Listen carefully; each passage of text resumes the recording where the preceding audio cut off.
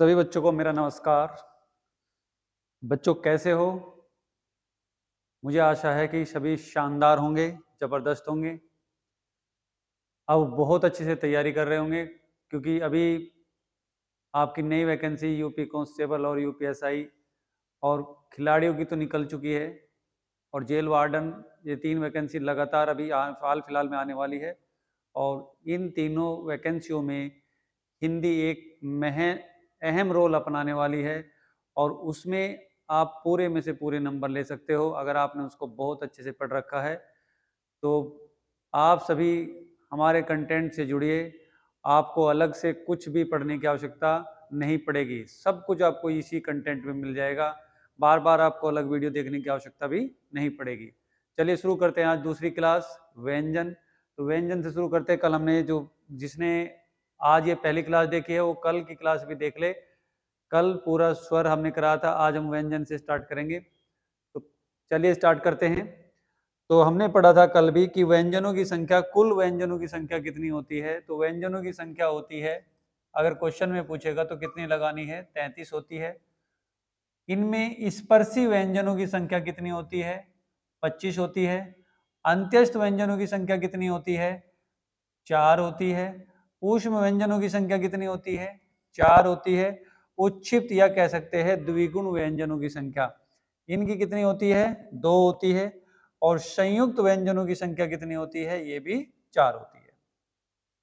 अगर यहां से क्वेश्चन किसी भी तरह से पूछा जाए कि संयुक्त व्यंजनों की संख्या बताइए कितनी होती है, द्विगुण व्यंजनों की संख्या बताइए, ऊष्म व्यंजनों की संख्या बताइए, अंत्यस्थ व्यंजनों की बताइए, स्पर्शी व्यंजनों की बताइए, या व्यंजन कितने होते हैं, तो हम यहां से लगा सकते हैं कि ये व्यंजनों की संख्या इतनी होती है। अब वो पूछेगा कि अंत्यस्थ व्यंजन कौन कौन से होते हैं, तो आप कहोगे कि यार का लव, यार का लव, तो ये क्या बन जाएगा, यह रे ले वे, यह रे ले वे 4 अंत्यस्थ व्यंजन होते हैं। यार का लव। ऊष्म कौन कितने होते हैं, ये भी 4 होते हैं। तीनों सह भाई, छोटे बड़े जितने भी है तीनों सह भाई, और इनके साथ में एक लगा देंगे है। ये हमारे चारों क्या होते हैं, ऊष्म व्यंजन होते हैं। अगर आपसे पूछे कि उच्छिप्त या कह सकते हैं द्विगुण, द्विगुण व्यंजनों की संख्या कितनी होती है, 2 होती है। और ये कौन कौन से होते हैं, एक होता है डे और एक होता है ढे। अब इसका भी अहम रोल होता है डे और ढे का। जब हम इसे किसी शब्द में प्रयोग करते हैं, मान लो कि आपने लिखा ढफली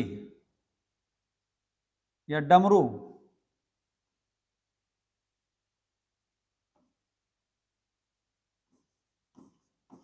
आपने लिखा डमरू, अगर ये डे स्टार्टिंग में इस्तेमाल किया गया, आपने लिखा ढक्कन,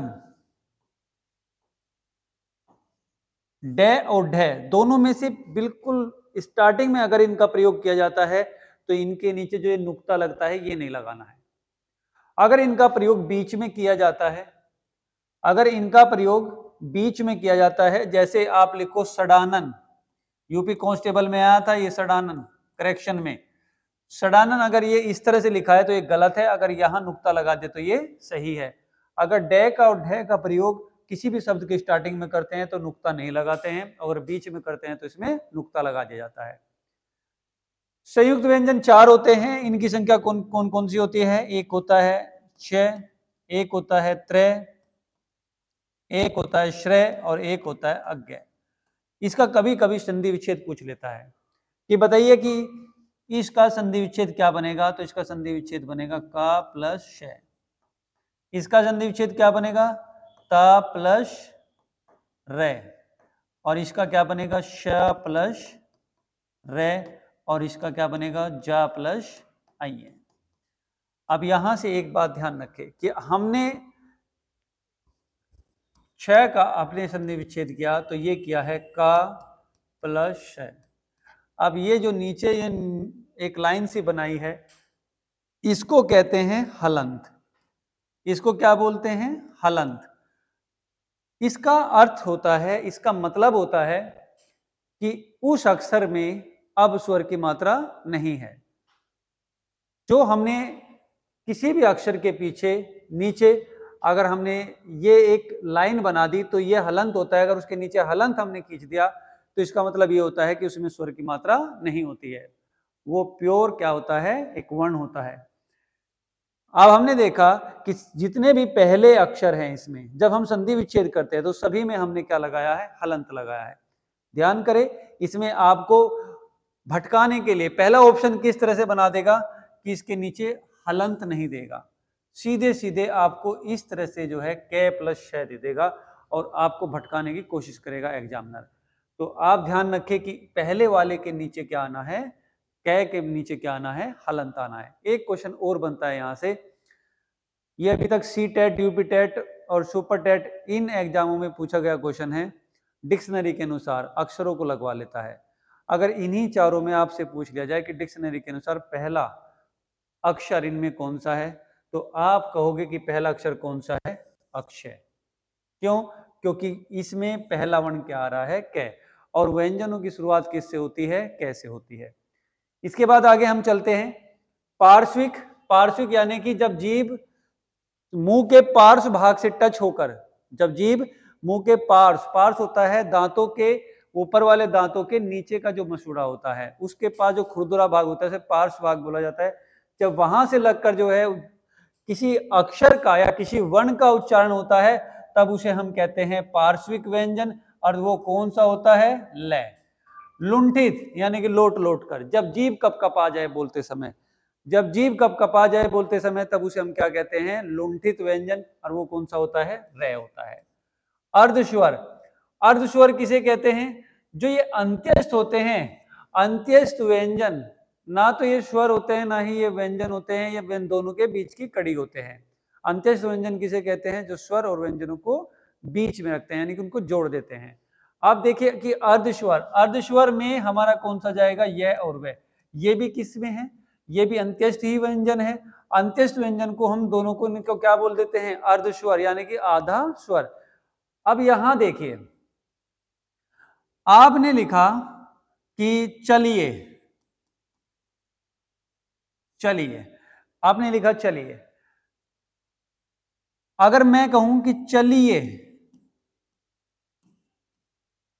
तो ये और ए एक तरह का उच्चारण कर रहे हैं। ये कहने का अर्थ ये हुआ कि अगर आपने लिखा गए, आपने लिखा गए और आपने लिखा गए,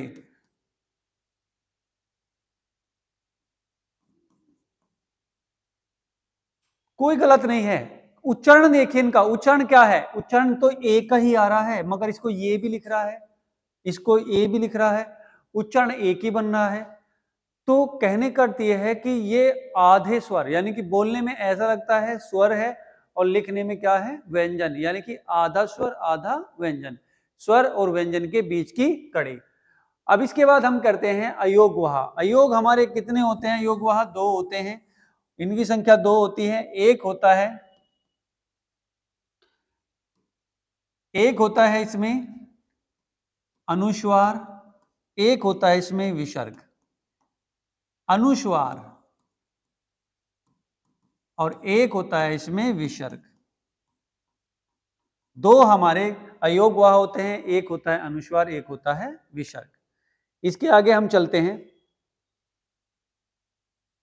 हमने जितने भी हमारे व्यंजन हैं उन स्पर्श व्यंजनों को कैटेगरी में बांट दिया, वर्गों में बांट दिया। तो सभी व्यंजनों को 5 वर्गों में रखा गया है, कै वर्ग, चय वर्ग, टय वर्ग, तय वर्ग, पय वर्ग। ये क्रम में है, डिक्शनरी के अनुसार भी ऐसे लगेंगे। और प्रत्येक वर्ग में 5 वर्ण दिए गए हैं, कै, ख, ग, घ, अंगा, छ, छ, ज, झ, अइए, टे, ठे, डे, डे, अने, ते, थे, दे, दे, ने, पे, फे, बे, भे, मैं। और ये पांचों वर्ग हमारे किसी न किसी इंद्री से बोले जाते हैं। हमारी इंद्रियां कितनी हैं बोलने के लिए, 5 है। एक हमारा होता है, ये ठुड्डी सी निकली रहती है, इसको कंठ कहा जाता है।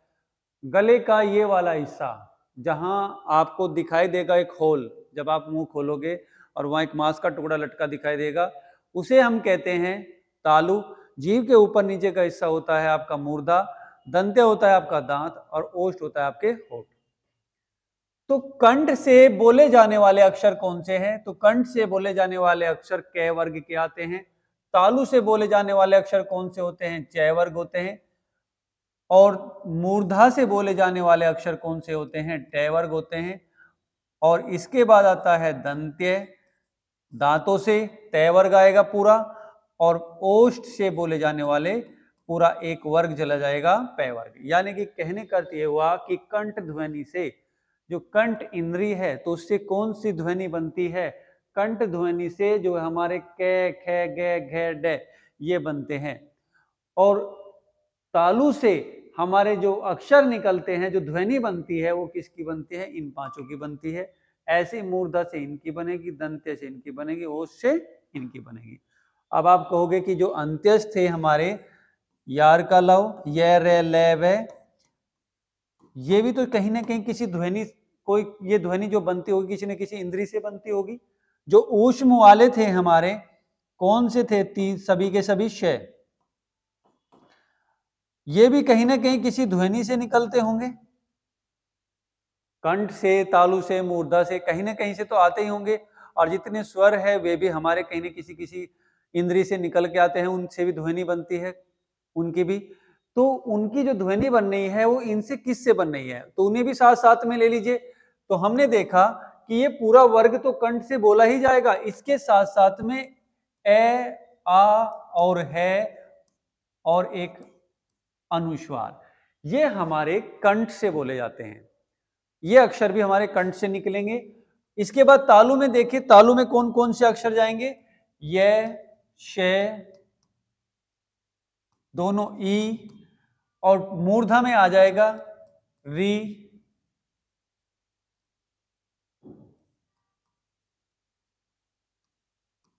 शी, इसमें आ जाएगा श, और इसमें आ जाएंगे ओ। इसको एक याद करने का, ये तो बहुत जल्दी याद हो जाएंगे। कंठ में हमें पता है क वर्ग पूरा आता है, ये तो याद हो जाएगा। तालु में पता है च वर्ग आता है, मूर्धा में पता है ट वर्ग आता है। मगर कंठ से कौन कौन से अदर अक्षर भी बोले जाते हैं? दूसरे अक्षर कौन से हैं जो कंठ से बोले जाते हैं? तो हम इसे किसी भी तरीके से याद रख सकते हैं, जैसे अहा, अ, ह, अहा, यस, ये और श, यश और ई, तो ये क्या बन गया? यशी। यशी किस में चला गया? तालु में। मूर्धा में देखो, मूर्धा में लिखा है पूरा ऋषि, और ऋषि यानी कि मूर्धा, यानी कि जो तपस्वी होते हैं वे किस अवस्था में तपस्या करते हैं? मूर्धा अवस्था में तपस्या करते हैं, बिल्कुल शांत एक मुद्रा में बैठ के। तो कौन होते हैं वे? ऋषि, ऋष। तो ये किस में जाएंगे? मूर्धा में जाएंगे। दंत्य किस में जाएगा? दंत्य में कौन हो जाएगा? छोटे वाला से। और ऊ देखिए, होठों को बना के देखिए, ऊ, अगर आप गोलाई में होठों को ना करें तो शायद ऊ की ध्वनि ना बने, इसलिए होठों के पूरे इस्तेमाल से ऊ बनता है। तो दोनों ऊ किस में जाएंगे? ओष्ठ में जाएंगे। इनके अलावा भी ध्वनि बनती है। कौन कौन सी ध्वनि बनती है? एक होती है कंठ प्लस तालु, यानी कि दो इंद्रियों को मिलाकर एक ध्वनि बन रही है। एक बनती है कंठ प्लस ओष्ठ, एक होती है दंत्य प्लस ओष्ठ, और एक होती है दंतमूल, दांतों की जड़, यानी कि कह सकते हैं मसूड़े से। अब ये कौन कौन से अक्षर इनसे निकलते हैं जो बच के हमारे यहां से आएंगे? ये हुआ कंठ और ये हुआ तालु। देखो इतना सा हिस्सा उंगली पे रख लो, ये छोटा है, और जो अक्षर कम ताकत लगा के बोले जाए तो वे इस पे रखे जाएंगे। और ये देखो कंठ और ये ओष्ठ, ये बड़ा हिस्सा है, ये बड़ा खुला। देखो कंठ ओष्ठ बड़ा खुला, ये कंठ तालु ये छोटा खुला। इस पर क्या आया? ए, और इस पर क्या आया? ओ। ओ को बोलने के लिए, ए को बोलने के लिए, ओ को बोलने के लिए पावर किस में, एनर्जी किस में ज्यादा लगेगी? ओ में ज्यादा लगेगी। इसलिए ये बड़ा खुला तो पावर यानी कि एनर्जी ज्यादा खत्म हो रही है। और ये ओ इसमें जाएंगे कंठ प्लस ओष्ठ में, दोनों ओ। और इसके बाद दंते प्लस ओष्ठ, यानी कि दांत और होठों से मिलाकर कौन बोला जाता है? देखो बोल के वे, यानी कि होठों का भी इस्तेमाल है और इसमें दांतों का भी इस्तेमाल है। वे का उच्चारण किससे होता है? दांत प्लस ओष्ठ से। और रे और ले का जो उच्चारण बनेगा, जो ध्वनि बनेगी, वो किससे बनेगी? दांतों की जड़ों से, यानी कि मसूड़े से। इसके बाद हम बात करते हैं पार्श्विक और लुंठित, मैंने बता दिया क्या होते हैं। इसके बाद हम बात करते हैं सघोष किसे कहते हैं, अघोष किसे कहते हैं, अल्प प्राण, महाप्राण, अनुनासिक, निनुनासिक, ये मैं पहले बता चुका हूं पहली क्लास में। एक बार फिर बताता हूं, सघोष किसे कहते हैं, जब स्वर तंत्रियों में बोलते समय स्वर तंत्रियों में कंपन ज्यादा होता है तो उसे हम सघोष कहते हैं, जब कम होता है तो उसे हम अघोष कहते हैं। तो कौन सा व्यंजन सघोष है, कौन सा व्यंजन अघोष है? किसी भी वर्ग का तीसरा, किसी भी वर्ग का तीसरा, चौथा, पांचवा अक्षर, ये क्या कहलाते हैं? सघोष कहलाते हैं। और किसी भी वर्ग का पहला दूसरा अक्षर, किसी भी वर्ग का पहला दूसरा अक्षर, ये क्या कहलाते हैं? अघोष कहलाते हैं। इसमें किस तरह का क्वेश्चन पूछा जाएगा आपको मैं वो भी बताऊंगा। आप देखिए कि सघोष किसे कहेंगे? जब स्वर तंत्रियों में कंपन ज्यादा हो। अघोष किसे कहेंगे? जब स्वर तंत्रियों में कंपन कम हो। बाद वाले तीन सघोष और पहले दो हमारे क्या कहलाते हैं? अघोष वर्ण कहलाते हैं। अब कहोगे कि ये तो वर्ग का हुआ, अंत्यस्थ जो व्यंजन होते हैं ये सघोष होते हैं या अघोष होते हैं? तो हम कहेंगे जो यार का लव होता है ये क्या होते हैं? सभी के सभी सघोष होते हैं। ये सभी के सभी क्या होते हैं? सघोष होते हैं। और जो ऊष्म होते हैं ये सभी के सभी नहीं होते। इसमें से जो छ वाली फैमिली होती है, छ वाली जो फैमिली होती है ये तो होती है अघोष, और जो इसमें है होता है ये होता है सघोष। ठीक है भाई। अंत्यस्थ, अंत्यस्थ व्यंजन कौन से होते हैं? अंत्यस्थ व्यंजन कौन से होते हैं? ये रे ले वे होता है। ऊष्म व्यंजन कौन से होते हैं? श, श और है। ये इनमें से जो छ फैमिली है वे होते हैं अघोष, और जो है होता है वो होता है सघोष। अब इसके बाद हम देखते हैं अल्प प्राण यानी कि कम वायु। यहां से इसको जो है इस जो आपने वहां पे लिखा है इसको इस तरह से भी याद कर सकते हैं कि सघोष किसी भी वर्ग का तीसरा, चौथा, पांचवा वर्ण क्या कहलाते हैं? सघोष। और किसी भी वर्ग का पहला और दूसरा वर्ण क्या कहलाते हैं? अघोष कहलाते हैं। अल्प प्राण, अल्प प्राण किसे कहते हैं? अल्प प्राण हम कहते हैं जब हम किसी अक्षर का उच्चारण करते हैं, जब हम किसी अक्षर का उच्चारण करते हैं और जब उच्चारण करते समय शरीर के अंदर से हवा निकलती है तो हवा ज्यादा और कम निकलती है। किसी अक्षर को बोलने में हवा ज्यादा पास करनी पड़ेगी और किसी अक्षर को बोलने में हवा कम पास करनी पड़ेगी। जब हवा ज्यादा पास हो, ज्यादा निकले तो महाप्राण, और जब हवा कम निकले तो अल्प प्राण। प्राण क्या होता है? वायु। तो जब कम बोलते समय हवा पास होती है तो अल्प प्राण, और ज्यादा होती है तो महाप्राण कहलाती है। तो हम कहेंगे कि अल्प प्राण व्यंजन कौन से होते हैं? तो किसी भी वर्ग का पहला, तीसरा और पांचवा वर्ण, किसी भी वर्ग का पहला, तीसरा, पांचवा वर्ण क्या कहलाते हैं? अल्प प्राण कहलाते हैं। और किसी भी वर्ग का दूसरा और चौथा वर्ण, किसी भी वर्ग का दूसरा और चौथा वर्ण क्या कहलाते हैं? महाप्राण कहलाते हैं। तो हम कहेंगे कि पहला, तीसरा और पांचवा वर्ण क्या है? अल्प प्राण। ये क्या है? अल्प प्राण। और दूसरा और चौथा, किसी भी वर्ग का दूसरा और चौथा,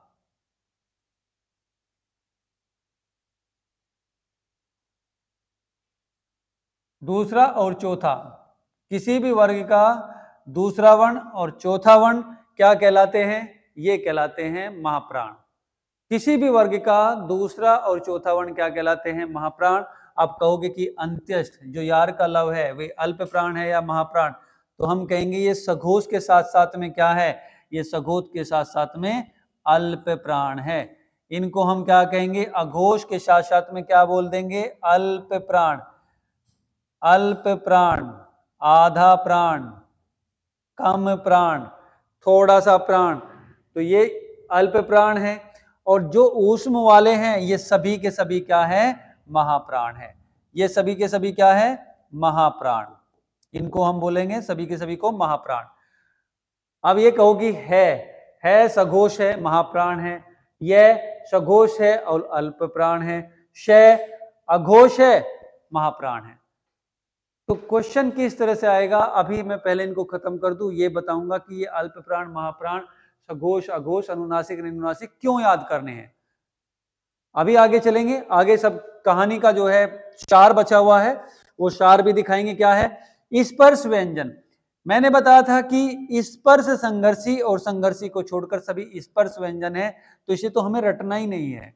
इसको तो किस तरह से याद रखना है कि स्पर्श व्यंजन कौन से होते हैं? स्पर्श संघर्षी, स्पर्श संघर्षी कौन सा बनता है? चय वर्ग। स्पर्श संघर्षी कौन सा बनता है? चय वर्ग। संघर्षी कौन सा बनता है? ऊष्म। ऊष्म व्यंजन संघर्षी होते हैं। आप देखो ना, संघर्ष, ज्यादा संघर्ष लगाना पड़ेगा, ज्यादा ऊष्मा पैदा करनी पड़ेगी, तो उसमें क्या बोलेंगे? संघर्षी, जो गर्मी पैदा कर दे। तो गर्मी कौन पैदा कर सकते हैं? क्षय वाले अक्षर जो है गर्मी पैदा कर देंगे, तो वे सभी संघर्षी है। इस पर संघर्षी चय वर्ग होता है। चय वर्ग में जो भी जाएगा वो स्पर्श संघर्षी होता है। इन दोनों को छोड़कर सभी क्या है? संघर्ष, स्पर्श व्यंजन है। सभी के सभी क्या है? स्पर्श व्यंजन है। अब बचा क्या इसमें? अनुनासिक और निनुनासिक। हमें पता है कि अनुनासिक जब मुंह और नाक दोनों का सहारा लेना पड़ जाए, बोलते समय, किसी अक्षर का उच्चारण करते समय जब हमें मुंह के साथ साथ में नाक का भी सहारा लेना पड़े, यानी कि कुछ हवा मुख से निकले और कुछ हवा नाक से निकले, तो वो उससे जो ध्वनि बनेगी वो हमारी क्या कहलाएगी? अनुनासिक कहलाती है। और निनुनासिक कौन सी होती है? जो केवल मुख से हवा निकलकर ध्वनि बन जाए, तो वो कहलाती है अनुनासिक, वो निनुनासिक। तो हम कहेंगे, यहां से क्वेश्चन बनेगा, जिस तरह से क्वेश्चन पूछा गया था कि अनुनासिक किसे कहते हैं, अनुनासिक कौन से वर्ण होते हैं? किसी भी वर्ग का पांचवा वर्ण। ऐसे ही क्वेश्चन में आया था ऑप्शन बन के। किसी भी वर्ग का पांचवा वर्ण क्या कहलाता है? अनुनासिक कहलाता है। किसी भी वर्ग का पांचवा वर्ण अनुनासिक कहलाता है, और इनके अलावा सभी के सभी क्या होते हैं? निनुनासिक होते हैं।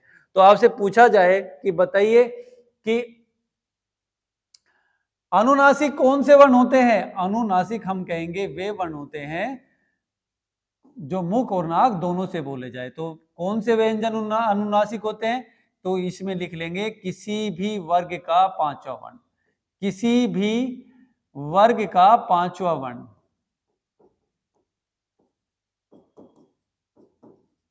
किसी भी वर्ग का पांचवा वर्ण क्या कहलाता है?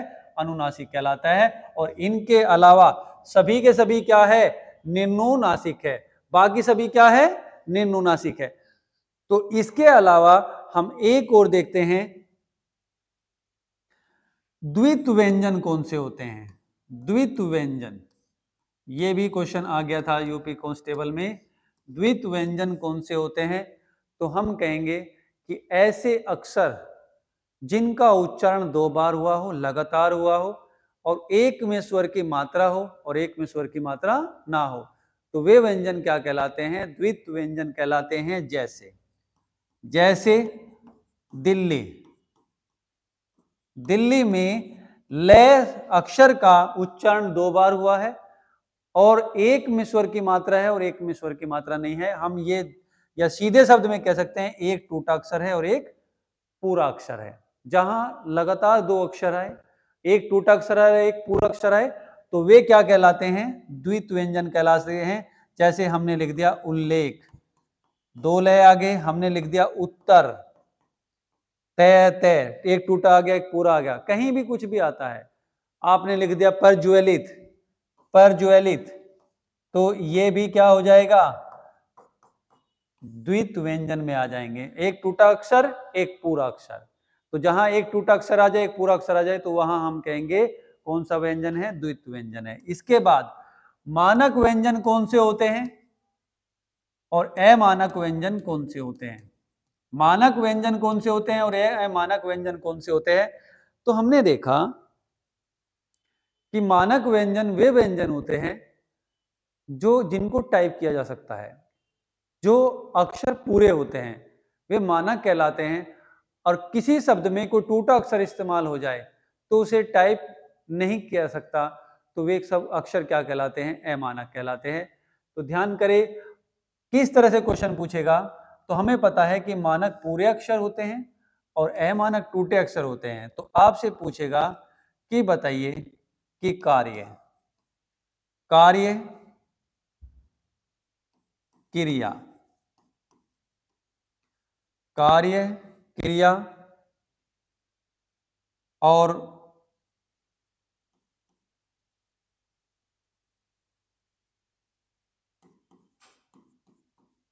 पितृ में कौन सा अक्षर या कौन सा शब्द मानक है और कौन सा शब्द अमानक है? ध्यान करिए, तीनों टूटे रह लग रहे हैं, मगर तीनों टूटे रह नहीं होते।